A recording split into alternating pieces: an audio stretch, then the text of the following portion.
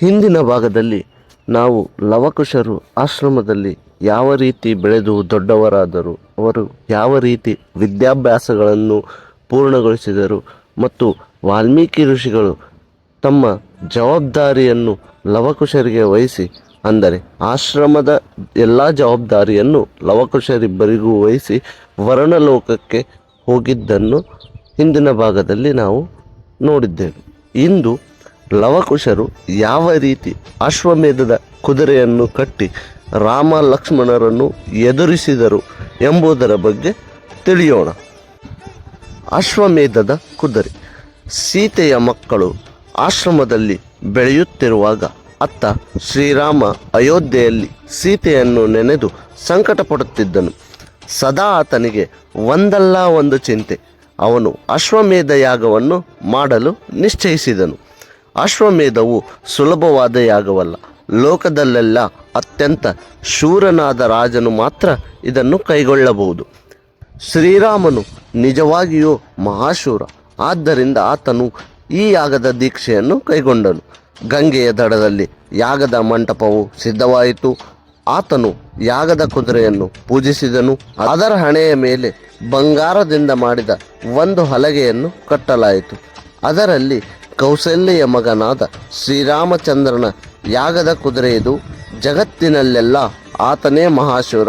ಇದನ್ನು ಒಪ್ಪುವವರು ಕಪ್ಪ ಕಾಣಿಕೆಯನ್ನು ಒಪ್ಪಿಸಿ ಸಾಮಂತರಾಗಬೇಕು. ಇಲ್ಲದಿದ್ದರೆ ಈ ಕುದುರೆಯನ್ನು ಕಟ್ಟಿ ಹಾಕಿ ಆತನೊಡನೆ ಯುದ್ಧ ಮಾಡಬೇಕು ಎಂದು ಬರೆದಿತ್ತು. ಶ್ರೀರಾಮನು ಆ ಕುದುರೆಯನ್ನು ಮನಬಂದಂತೆ ಹೋಗಲು ಕೈಬಿಟ್ಟನು. ಅದರ ಬೆಂಗಾವಲಿಗೆ ದೊಡ್ಡ ಸೈನ್ಯದೊಡನೆ ತನ್ನ ತಮ್ಮ ಶತ್ರುಘ್ನನನ್ನು ನೇಮಿಸಿದನು. ಶೂರ ಲವ. ಅಶ್ವಮೇಧದ ಕುದುರೆಯು ದೇಶ ದೇಶಗಳನ್ನೆಲ್ಲ ಹಾದು ಹೋಯಿತು. ಎಲ್ಲ ದೇಶಗಳ ರಾಜರು ರಾಮನಿಗೆ ಕಪ್ಪವನ್ನು ಒಪ್ಪಿಸಿ ಸಾಮಂತರಾದರು. ಕುದುರೆಯು ಹಿಂತಿರುಗಿ ಅಯೋಧ್ಯೆಗೆ ಬರುತ್ತಿತ್ತು. ಹಾದಿಯಲ್ಲಿ ವಾಲ್ಮೀಕಿ ಋಷಿಗಳ ಆಶ್ರಮವು ಕಾಣಿಸಿತು. ಅಲ್ಲಿ ಸೊಂಪಾಗಿ ಬೆಳೆದಿದ್ದ ಹುಲ್ಲನ್ನು ಕಂಡು ಕುದುರೆ ಅದರೊಳಕ್ಕೆ ನುಗ್ಗಿತು. ಅದು ಅಲ್ಲಿನ ಹೂದೋಟವನ್ನು ತುಳಿದು ಹಾಳು ಮಾಡುತ್ತಿತ್ತು. ಆಶ್ರಮದ ಬಾಲಕರೊಡನೆ ಲವನು ಅಲ್ಲಿಯೇ ಆಟವಾಡುತ್ತಿದ್ದ. ಕುಶ ಇರಲಿಲ್ಲ. ಅವನ ಕಣ್ಣಿಗೆ ಆ ಕುದುರೆ ಕಾಣಿಸಿತು. ಅವನು ಅದರ ಹತ್ತಿರಕ್ಕೆ ಬಂದ. ಅದರ ಹಣೆಯಲ್ಲಿದ್ದ ಬರವಣಿಗೆ ಕಾಣಿಸಿತು. ಅದನ್ನು ಅವನು ಓದಿಕೊಂಡು ಅವನಿಗೆ ತುಂಬ ಕೋಪವಂತು. ಕೌಸಲ್ಯೆಯ ಮಗನಾದ ರಾಮನೊಬ್ಬನೇ ಧೀರನು. ಇವನ ಗರ್ವವನ್ನು ಮುರಿಯದಿದ್ದರೆ ನಾನು ಸೀತೆಯ ಮಗನಾಗಿ ಏನು ಸಾರ್ಥಕ ಎಂದುಕೊಂಡು ತಾನು ಹೋಗಿದ್ದ ಉತ್ತರಿಯಿಂದ ಆ ಕುದುರೆಯನ್ನು ಅಲ್ಲಿದ್ದ ಒಂದು ಗಿಡಕ್ಕೆ ಕಟ್ಟಿ ಹಾಕಿದನು. ಇತರ ಹುಡುಗರು ಹೆದರಿ ಬೇಡ ಎಂದರೂ ಕೇಳಲಿಲ್ಲ. ಅಷ್ಟರಲ್ಲಿ ಕುದುರೆಯ ಬೆಂಗಾವಲಿನ ಆಳುಗಳು ಅಲ್ಲಿಗೆ ಬಂದರು. ಕುದುರೆಯನ್ನು ಕಟ್ಟಿ ಹಾಕಿರುವುದನ್ನು ಕಂಡು ಅವರಿಗೆ ರೇಗಿತು. ಅಲ್ಲಿದ್ದ ಬಾಲಕರನ್ನು ಈ ಕುದುರೆಯನ್ನು ಕಟ್ಟಿ ಹಾಕಿದವರು ಯಾರು ಎಂದು ಗದರಿಸಿದರು. ಅವರು ಗಡಗಡ ನಡುಗುತ್ತಾ, ನಾವಲ್ಲ, ಇವನು ಇದನ್ನು ಕಟ್ಟಿ ಹಾಕಿದನು ಎಂದು ಲವನನ್ನು ತೋರಿಸಿದರು. ಆಗ ಅವರು ಲವನ ಕಡೆಗೆ ತಿರುಗಿ, ಬಿಚ್ಚೋ ಮೊದಲು ಅದನ್ನು ಎಂದು ಆರ್ಭಟಿಸಿದರು. ಆಗ ಲವನು, ಯಾಕಯ್ಯ ಬಿಚ್ಚಬೇಕು? ಬಿಚ್ಚುವುದಿಲ್ಲ. ನಿಮ್ಮಲ್ಲಿ ಯಾರಾದರೂ ಇದನ್ನು ಬಿಚ್ಚಲು ಬಂದರೆ ಕೈ ಕತ್ತರಿಸುತ್ತೇನೆ, ಹುಷಾರ್ ಎಂದನು. ಆ ಹುಡುಗನ ಮಾತೇನೆಂದು ಕಾವಲಿನೊಬ್ಬನು ಅದನ್ನು ಬಿಚ್ಚುವುದಕ್ಕೆ ಹೋದ. ಲವನು ಬಿಲ್ಲಿಗೆ ಬಾಣವನ್ನು ಹೂಡಿ ರೋಯ್ ಎಂದು ಬಿಟ್ಟನು. ಒಡನೆಯೇ ಕಾವಲಿನವನ ಕೈ ಕತ್ತರಿಸಿ ಹೋಯಿತು. ತಮ್ಮವನಿಗಾದ ಗತಿಯನ್ನು ಕಂಡು ಸೈನ್ಯದವರೆಲ್ಲ ಸಿಟ್ಟು ಬಂದು ಅವರೆಲ್ಲರೂ ಒಟ್ಟಿಗೆ ಆ ಬಾಲಕನನ್ನು ಮುತ್ತಿಕೊಂಡರು. ಆದರೇನು, ನೊಣಗಳು ಮುತ್ತಿಕೊಂಡರೆ ಬೆಟ್ಟ ಅಲುಗಾಡುತ್ತದೆಯೇ? ಅವನು ಧೈರ್ಯವಾಗಿ ನಿಂತು ಅವರ ಮೇಲೆ ಬಾಣದ ಮನೆಗಳನ್ನು ಕರೆದನು. ಸೈನ್ಯದಲ್ಲಿ ಅನೇಕರು ಗಾಯಗೊಂಡು ನೆಲಕ್ಕೆ ಉರುಳಿದರು. ಆ ಹುಡುಗನ ಧೈರ್ಯ ಸಾಹಸಗಳನ್ನು ಕಂಡು ಅವರು ಬೆರಗಾದರು. ಅಷ್ಟರಲ್ಲಿ ಸೇನಾಧಿಪತಿಯಾದ ಶತ್ರುಘ್ನನು ಅವನಿಗೆ ಎದುರಾದನು. ಅವನನ್ನು ಕುರಿತು, ಎಲೆ ಹುಡುಗ, ಯಾರೋ ನೀನು? ರಾಜರ ಕುದುರೆಯನ್ನು ಏಕೋ ಕಟ್ಟಿದೆ. ಅನ್ಯಾಯವಾಗಿ ನನ್ನ ಕೈಯಲ್ಲಿ ಸಾಯಬೇಡ. ಕುದುರೆಯನ್ನು ಬಿಟ್ಟು ದೂರ ಹೋಗು ಎಂದನು. ಆ ಮಾತುಗಳಿಗೆ ಲವನು ಹೆದರಲಿಲ್ಲ. ವಾಲ್ಮೀಕಿ ಋಷಿಗಳು ಹೇಳಿಕೊಟ್ಟಿದ್ದ ಮಹೇಶ ಮಂತ್ರವನ್ನು ಜಪಿಸುತ್ತಾ ಬಿಲ್ಲಿಗೆ ಬಾಣವನ್ನು ಹೂಡಿದನು. ಅವನ ಜೋರನ್ನು ಕಂಡು ಶತ್ರುಘ್ನನಿಗೆ ರೇಗಿತು.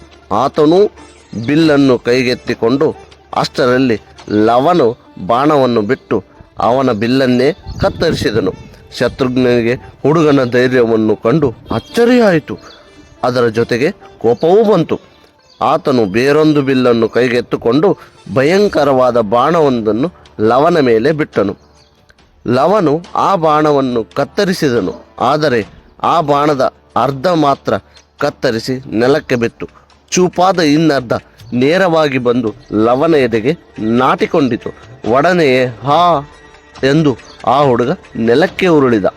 ಶತ್ರುಘ್ನನು ನೆಲಕ್ಕೆ ಉರುಳಿದ ಲವನ ಬಳಿಗೆ ಬಂದು ಆತನಿಗೆ ಆ ಹುಡುಗನ ದಿಟ್ಟತನವು ಬಹು ಮೆಚ್ಚುಗೆ ಆಯಿತು. ಹತ್ತಿರದಿಂದ ಆ ಹುಡುಗನನ್ನು ನೋಡಿದ. ಅವನ ರೂಪವನ್ನು ಕಂಡು ಆತನಿಗೆ ಬಹು ಮಮತೆ ಉಂಟಾಯಿತು. ಆತನು ಲವನನ್ನು ಎತ್ತಿಕೊಂಡು ತನ್ನ ರಥದಲ್ಲಿ ಮಲಗಿಸಿಕೊಂಡನು.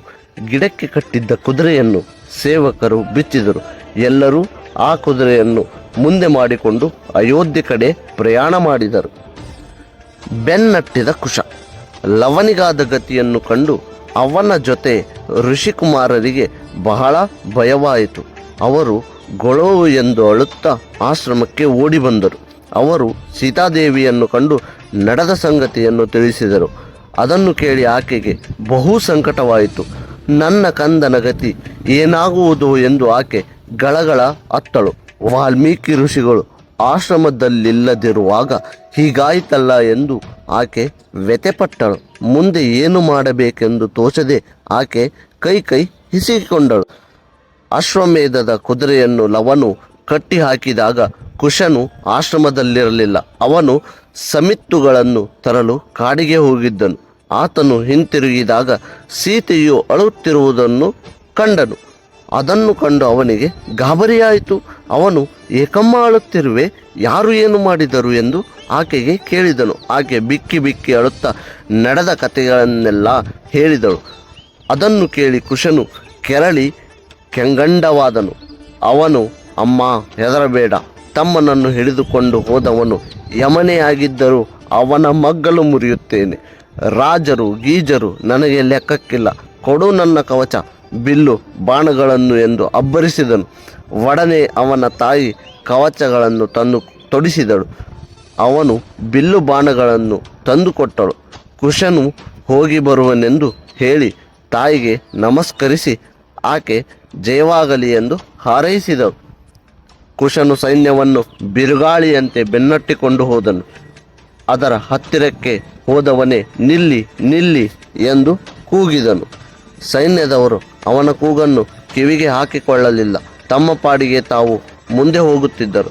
ಇದನ್ನು ಕಂಡು ಕುಶನಿಗೆ ಕೋಪ ಬಂದಿತು. ಅವನು ಒಂದು ಬಾಣವನ್ನು ಬಿಟ್ಟನು. ಅದು ರೋಯ್ ಎಂದು ಹೋಗಿ ಒಬ್ಬ ಸೈನಿಕನ ಬೆನ್ನನ್ನು ಹೊಕ್ಕಿತು. ಆತನು ನೆಲಕ್ಕೆ ಉರುಳಿದ. ಒಡನೆ ಸೈನ್ಯವೆಲ್ಲ ಪ್ರಯಾಣವನ್ನು ನಿಲ್ಲಿಸಿ ಕುಶನತ್ತ ತಿರುಗಿತು. ಸೈನಿಕರೆಲ್ಲ ಈ ಹೊಸ ಹುಡುಗನೊಂದಿಗೆ ಯುದ್ಧಕ್ಕೆ ಸಿದ್ಧರಾದರು. ಅಷ್ಟರಲ್ಲಿ ಕುಶನು ಬಾಣಗಳ ಮಳೆಯನ್ನೇ ಸುರಿಸಿದರು.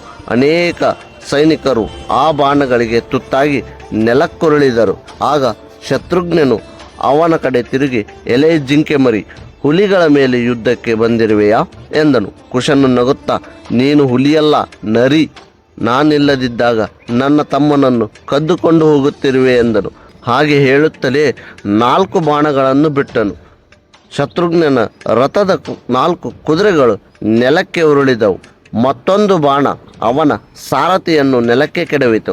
ಆಗ ಶತ್ರುಘ್ನನು ರಥದಿಂದ ಕೆಳಕ್ಕೆ ಧುಮುಕಿದನು. ಆತನು ರೋಷದಿಂದ, ಎಲೆ ಪುಂಡ ಹುಡುಗ, ಈಗಲೇ ನಿನ್ನನ್ನು ಕೊಂದು ಬಿಡುತ್ತೇನೆ ಎಂದು ಬಿಲ್ಲಿಗೆ ಬಾಣವನ್ನು ಹೂಡಿದನು. ಅಷ್ಟರಲ್ಲಿ ಕುಶನು ಬಿಟ್ಟ ಬಾಣ ಶತ್ರುಘ್ನನ ಎದೆಯಲ್ಲಿ ನಾಟಿತು. ಆತನು ರಾಮ ರಾಮ ಎಂದು ಕೂಗಿಕೊಳ್ಳುತ್ತಾ ಧೋಪ್ಪೆಂದು ನೆಲಕ್ಕೆ ಬಿದ್ದನು. ಶತ್ರುಘ್ನನು ನೆಲಕ್ಕೆ ಬಿದ್ದುದನ್ನು ಕಂಡು ಸೈನ್ಯದವರೆಲ್ಲ ಭಯದಿಂದ ನಡುಗಿದರು. ಅವರೆಲ್ಲರೂ ತಮ್ಮ ಆಯುಧಗಳನ್ನು ನೆಲದ ಮೇಲೆ ಹಾಕಿ ಸುಮ್ಮನೆ ನಿಂತುಕೊಂಡರು. ಸೈನ್ಯದ ಅಧಿಕಾರಿಗಳು ಒಬ್ಬ ಕುದುರೆ ಸವಾರನನ್ನು ಶ್ರೀರಾಮನ ಬಳಿಗೆ ಅಟ್ಟಿದರು. ಕುಶನು ಶತ್ರುಘ್ನನ ರಥದ ಬಳಿಗೆ ಹೋದನು. ಆ ವೇಳೆಗೆ ಲವನು ಮೂರ್ಛೆಯಿಂದ ಮೇಲಕ್ಕೆದ್ದನು. ಅವನು ಕುಶನನ್ನು ಕಾಣುತ್ತಲೇ ಅಣ್ಣ ಎಂದು ರಥದಿಂದ ಕೆಳಕ್ಕೆ ಹಾರಿದನು. ಇಬ್ಬರು ಪರಸ್ಪರ ಅಪ್ಪಿಕೊಂಡರು. ಲವನು, ಅಣ್ಣಯ್ಯ, ಯುದ್ಧದಲ್ಲಿ ನನ್ನ ಬಿಲ್ಲು ಮುರಿದು ಹೋಯಿತು. ವಾಲ್ಮೀಕಿ ಋಷಿಗಳು ಉಪದೇಶದಂತೆ ನಾನೀಗ ಸೂರ್ಯನನ್ನು ಪ್ರಾರ್ಥನೆ ಮಾಡಿ ಹೊಸ ಬಿಲ್ಲೊಂದನ್ನು ಪಡೆಯುತ್ತೇನೆ ಎಂದನು. ಕುಶನು ಹಾಗೆಯೇ ಮಾಡು ಎಂದನು. ಲವನು ಕಣ್ಣು ಮುಚ್ಚಿಕೊಂಡು ಸೂರ್ಯ ಮಂತ್ರವನ್ನು ಜಪಿಸಿದನು. ಸೂರ್ಯನ ಅನುಗ್ರಹದಿಂದ ಅವನಿಗೆ ಹೊಸದೊಂದು ಬಿಲ್ಲು ದೊರಕಿತು. ಇದನ್ನು ಕಂಡು ಲವಕುಶರಿಬ್ಬರು ಸಂತೋಷದಿಂದ ನಲಿದರು. ಇಬ್ಬರೂ ಸೇರಿ ಯಾಗದ ಕುದುರೆಯನ್ನು ಮತ್ತೆ ಎಳೆತಂದು ಗಿಡಕ್ಕೆ ಕಟ್ಟಿ ಹಾಕಿದರು. ಹೀಗೆ ಲವಕುಶರಿಬ್ಬರು ದೊಡ್ಡ ಸೈನ್ಯವಾದ ಶ್ರೀರಾಮನ ಸೇನೆಯೊಂದಿಗೆ ಹೋರಾಡಿ ಶತ್ರುಘ್ನನನ್ನು ಸೋಲಿಸಿ ಶ್ರೀರಾಮನ ಸೈನ್ಯವನ್ನು ಹೆದರಿಸಿದರು. ಹಾಗೆಯೇ ಅಶ್ವಮೇಧದ ಕುದುರೆಯನ್ನು ಮರಳಿ ತಂದು ಮತ್ತೆ ಕಟ್ಟಿ ಹಾಕಿದರು. ಈ ರೀತಿಯಾಗಿ ಕತೆ ಇನ್ನೂ ಮುಂದುವರಿಯುತ್ತದೆ.